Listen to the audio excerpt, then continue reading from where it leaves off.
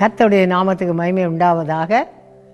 குடும்ப ஆசீர்வாத நேர நிகழ்ச்சியின் மூலமாய் உங்களை சந்திப்பதிலே, உங்களோடு கூட இணைந்து ஆண்டோடைய வார்த்தையை தியானித்து ஜெபிப்பதிலே கர்த்தரை நான் துதிக்கிறேன், கர்த்தரை நான் ஸ்தோத்தரிக்கிறேன். அருமையானவர்களே, ஆண்டோடைய வார்த்தை சொல்லுகிறது, கொலைசெயர் 1வது அதிகாரம் 14வது வசனம் சொல்லுகிறது, இயேசு கிறிஸ்துவின் இரத்தத்தினாலே பாவ மன்னிப்பாகிய மீட்பு நமக்குள் உண்டாயிருக்கிறது என்று ஆண்டோடைய வார்த்தை சொல்லுகிறது. இயேசு கிறிஸ்துவின் இரத்தத்தினால மாத்திரம்தான் பாவ மன்னிப்பின் நிச்சயத்தை நம்ம பெற்றுக்கொள்ள முடியும். இயேசு கிறிஸ்துவின் இரத்தத்தினால் மாத்திரம்தான் ரட்சிப்பின் சந்தோஷத்தை பெற்றுக்கொள்ள முடியும். அவர் உலக இரட்சகர். அவர் நம்முடைய பாவங்களையும் சாபங்களையும் நோய்களையும் சிலுவையில் சுமந்து தீர்த்த கர்த்தர்.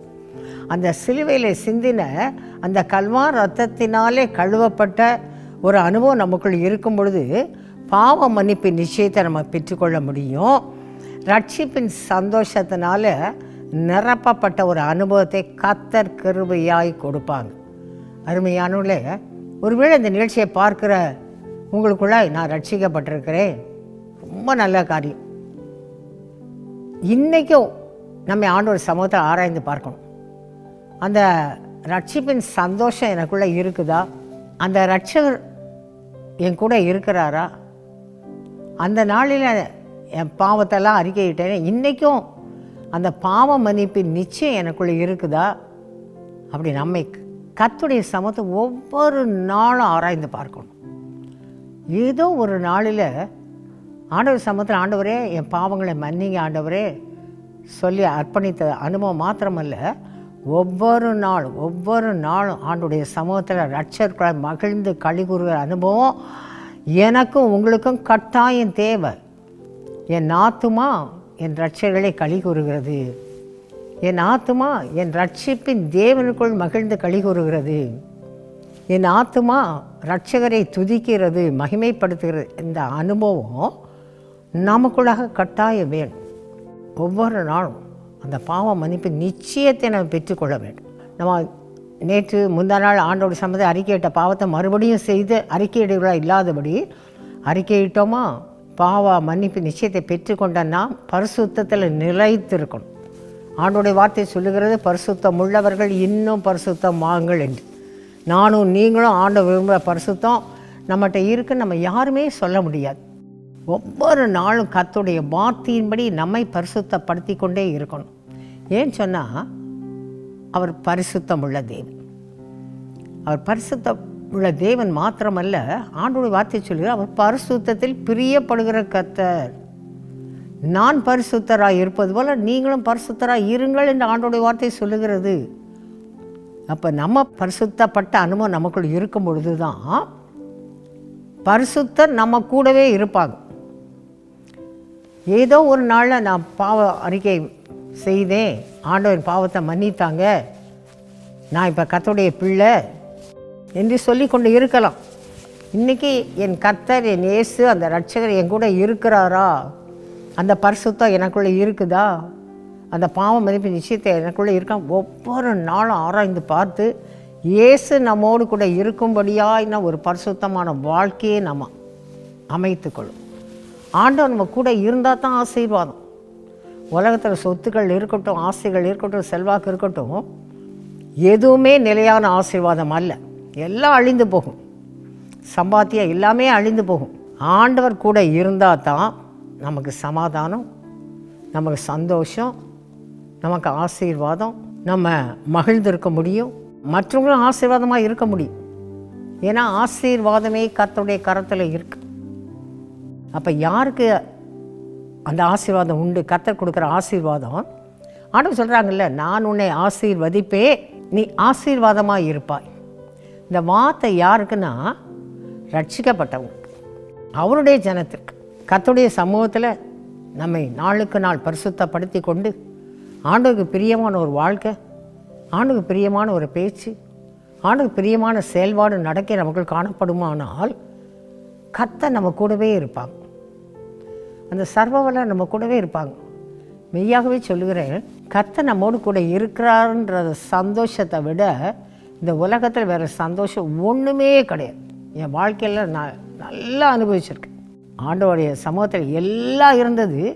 குடும்பத்தில் கர்த்தர் குடும்பத்தின் தலைவராக இருந்த நாள் முதல் ஆண்டவர் கொடுக்குற ஆசீர்வாதம் வித்தியாசம்.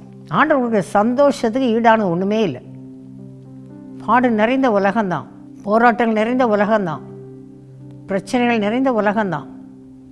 இந்த உலகத்தில் இந்த பாடுகள், போராட்டங்கள், பிரச்சனைகள் மத்தியில் சர்வ வல்லவர் அந்த கர்த்தர் நம்மோடு கூட இருக்கும் பொழுது நாமே புரிந்து கொள்ள முடியாத ஒரு சந்தோஷம், ஒரு சமாதானம், ஒரு தைரியம், ஒரு பலத்தை கர்த்தர் கொடுப்பாங்க. நான் வாழ்க்கையில் எவ்வளவோ அனுபவிச்சு வந்திருக்கேன். இந்த நிகழ்ச்சியை பார்க்க நீங்களுமே அப்படிப்பட்ட பாதையில் வந்திருக்கலாம். ஒரு பக்கம் பாடு இருக்கும், ஒரு பக்கம் இருக்கிற சூழ்நிலை பயமுறுத்தும். இந்த சூழ்நிலை என்ன செய்வது ஏது செய்வது தெரியும். ஆனால் அடுத்த நிமிஷம் பாருங்கள், சரி கர்த்தர் இம்மட்டும் நடத்தி வந்தாங்களே, இதை போல் எவ்வளோ பாடு வந்தது, எவ்வளோ பிரச்சனையை கடந்து வந்தோம். கர்த்தர் அவையெல்லாம் நடத்தி வந்த கர்த்தர் நடத்துவார். அந்த கர்த்தர் என் கூட இருக்கிறாங்க.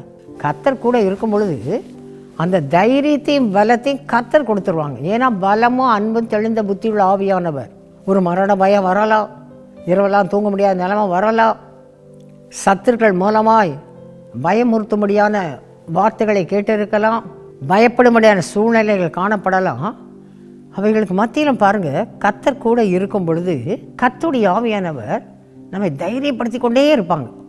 அதை குறித்த ஒரு கலக்கம் பயம் இல்லாதபடி கர்த்தர் பார்த்து கொள்வாங்க, கர்த்தர் நடத்துவாங்க. அந்த நிச்சயத்தை கர்த்தர் கொடுத்து கொண்டே இருப்பாங்க. யாருக்கு தெரியுமா? இயேசு கிறிஸ்துவின் இரத்தத்தினால் மீட்கப்பட்டவர்களுக்கு தான். அந்த பாவ மன்னிப்பு நிச்சயத்தை பெற்றவர்களுக்கு தான். அருமையானவர்களே, அந்த அனுபவம் எல்லாருக்கும் வேணும். ஆகையினால கர்த்தர் கூட இருக்கும்படியா சற்று நம்மை ஆராய்ந்து பார்க்கணும். லெந்து காலங்களுக்குள்ளாய் வந்திருக்கிறோம். எங்கே போனாலும் இந்த செய்தி தான். சபைக்கு போனாலும், கன்வென்ஷன் போனாலும், எங்கே போனாலும் பாவ மன்னிப்பு நிச்சயத்தை பெற்றுக்கொள்ளும். ஏன்னா அந்த அனுபவம் கட்டாயம் வேணும். அதனால தான் எங்கே போனாலும் கர்த்தர் நம்மை நேசித்து கர்த்தர் நம்மோடு கூட பேசிக்கொண்டே இருக்கிறாங்க. பாவங்கள் நிறைந்த உலகம், ரட்சிப்பை காத்துக்கொள், அந்த ரட்சிப்பின் சந்தோஷம் நிலைத்திரு, சத்துரு வஞ்சித்து விடாதபடி, சத்துருக்கு இடம் கொடுத்து விடாதபடி, என் சமூகத்தில் உன்னை தாழ்த்தி எனக்கு பிரியமாய் நடந்து கொள் என்று கர்த்தர் நம்மோடு கூட பேசிக்கொண்டே இருக்கிற ஒரு நாட்களும் கூட. இந்த நாட்களில் ஆண்டவருடைய சமூகத்தில் நம்ம இன்னும் பரிசுத்தப்படுத்திக் கொள்ளும். ஆண்டவர் கூட இருக்கும்பொழுது தான் ஆசீர்வாதம் அப்படி சொல்லி நம்ம தியானித்தோம். யோசேப்பை பாருங்கள், யோசேப்போடு கூட கர்த்தர் கூடவே இருந்தாங்க. யோசேப்பும் கர்த்தர் கூடவே இருந்தார் போடப்பட்டிருக்கு. அந்த குடும்பத்தில் எல்லா சகோதரரை விட கர்த்தர் யோசேப்பை தான் தெரிந்து கொண்டாங்க. யோசேப்புக்கு தான் கர்த்தர் சொப்பனத்தை கொடுத்தாங்க, வேறு யாருக்கும் கொடுக்கல. யோசேப்பை ஆசீர்வாதமாக வைப்பேன்னு சொல்லி கர்த்தர் சொப்பனத்தை யோசேப்புக்கு தான் கொடுத்தாங்க. அந்த யோசேப்புக்கு தான் எல்லா பிரச்சனையும் வந்தது. ஆண்டவர் இந்த குடும்பத்தில் யாரை தெரிந்து கொண்டாங்களோ அந்த யோசேப்பு தான் பல பிரச்சனை. ஆண்டவர் என்ன சொல்கிறாங்க, குடும்பத்துக்கே ஆசீர்வாதமாக வைப்பேன். ஆனால் அந்த குடும்பத்தில் உள்ளவங்க தான் யோசேப்பை கொன்று போடணும்னு நினைக்கிறாங்க. ஆனால் அவைகளுக்கு மத்தியில் யோசேப்பு கர்த்தர் கூடவே இருந்தார். அந்த கூட இருந்த நிமித்தமாக கர்த்தர் அருமையாக யோசேப்பை பாதுகாத்தார். படுகொலியில் போட்டாங்க, இஸ்மேல் கையில் விற்று போட்டாங்க, போத்திபார் வீட்டில் பாவத்தில் விழுகும்படியான சூழ்நிலை வந்தது. பாவத்துக்கு விலகி ரட்சிப்பின் தேவனுக்குள்ளாய் தன்னை காத்து கொண்டார். அந்த ரட்சருடைய கல்வார் ரத்தத்தினால கழுவப்பட்ட அனுபவம் குறைபடாதபடி காத்து கொண்டார். பாவத்துக்கு விலகி வாழ்கிற வாழ்க்கை காணப்பட்டது. ஆகையினால சிறைச்சாலையிலும் கர்த்தர் யோசேப்போடு கூட இருந்தார்னு அருமையாக ஆண்டோடைய வார்த்தை சொல்லுகிறது. சிறை வாசம்தான் யாருக்கு? ஆண்டவரால் தெரிந்து கொள்ளப்பட்ட யோசேப்புக்கு தான். அந்த குடும்பத்தில் மற்ற சகோதரர்களுக்கு இல்லை. அவங்க நல்லா அவங்க அம்மா அப்பா கூட இருக்கிறாங்க, எப்பவும் போல் அவங்க காரியங்களை தொழிலை பார்க்குறாங்க, அவங்க காரியங்களை பார்க்குறாங்க. யாரை கர்த்தர் தெரிந்து கொண்டாரோ அந்த யோசேப்புக்கு தான் சிறையில் அடைபடும்படியான ஒரு நிலைமை, சிறைப்பட்டு போன ஒரு நிலைமை. அந்த சிறைப்பட்டு போன நிலைமையிலும் கர்த்தர் யோசேப்போடு கூடவே இருக்கிறார். யோசேப்பும் கர்த்தரோடு கூட இருக்கிறான். தன்னை பரிசுத்தமாய் அந்த மீட்பின் சந்தோஷத்தினால மீட்பருக்கு பிரியமாய் மீட்பின் சந்தோஷம் நிரப்பப்பட்ட ஒரு அனுபவத்தோடு கூட காணப்பட்ட நிமித்தமாக கர்த்தர் தாம் சொன்னபடியே அந்த தேசத்துக்கு கர்த்தர் ஆசீர்வாதமாக வைத்தாங்க.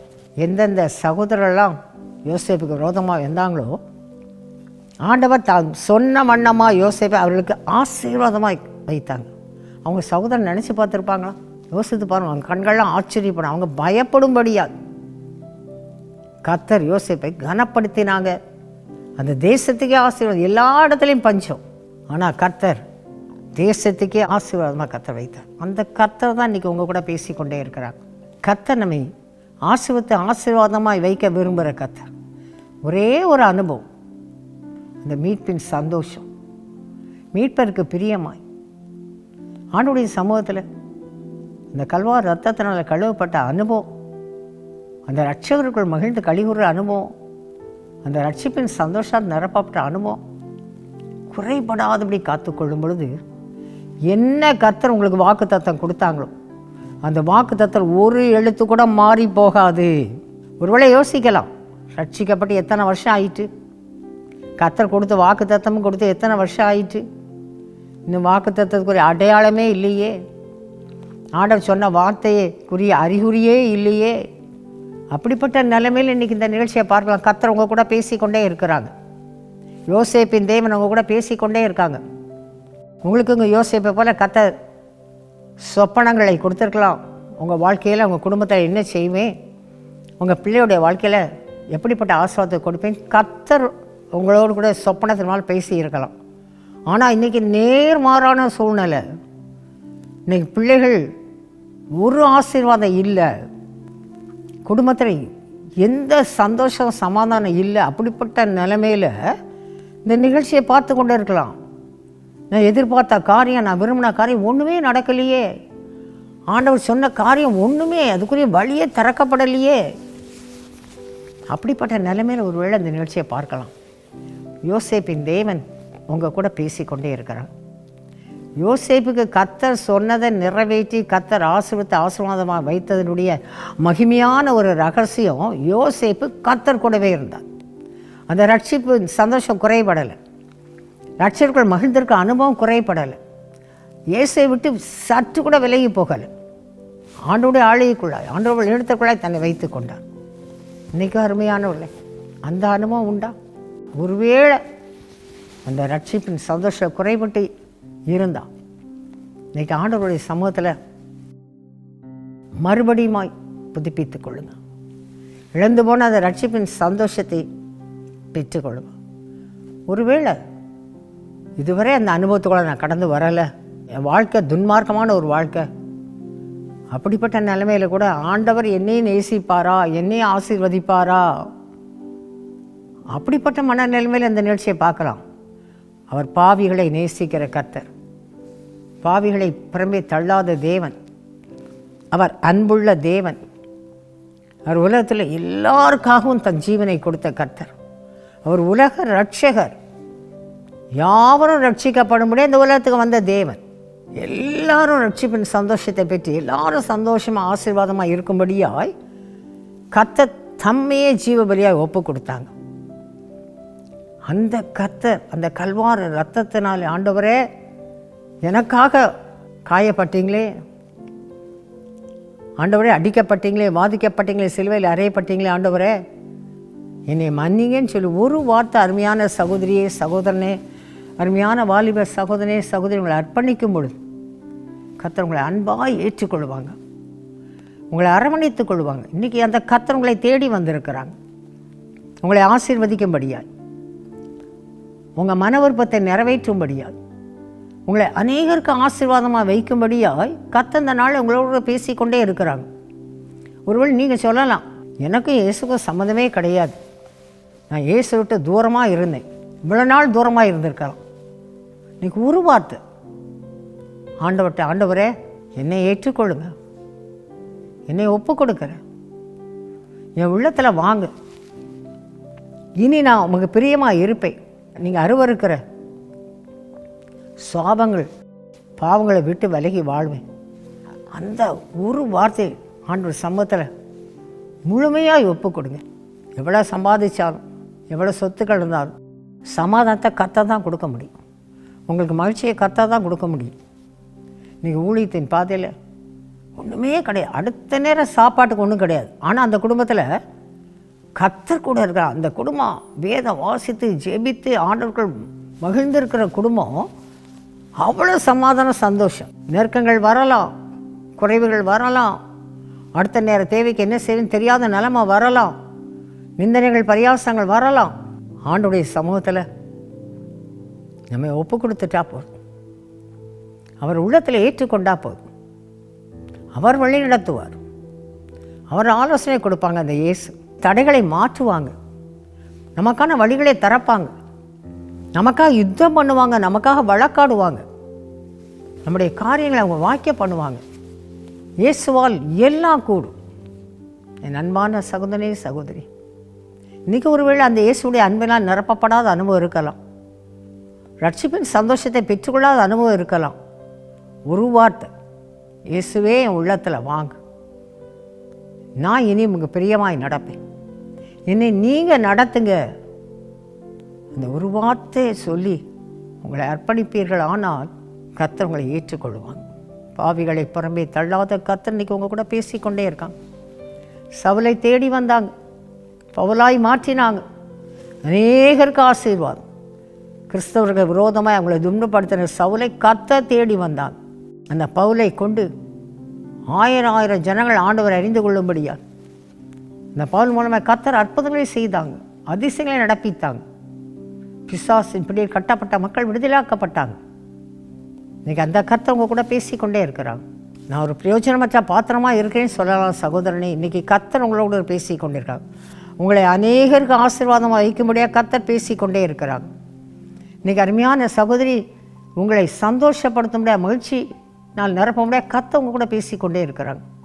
ஒரு வார்த்தை, ஆண்டவரே அந்த கல்வாரி ரத்தத்தினால் என்னை கழுவிடுங்க, என்னை ஒப்பு கொடுக்குறேன்னு சொல்வீர்கள். ஆனால் கர்த்தர் அந்த நாளில் உங்களை தம்முடைய பிள்ளையாக ஏற்றுக்கொள்வாங்க. அவருடைய சமாதானத்தை கர்த்தர் தருவாங்க. கர்த்தருடைய சந்தோஷம் தான் நிரப்பப்படுங்க.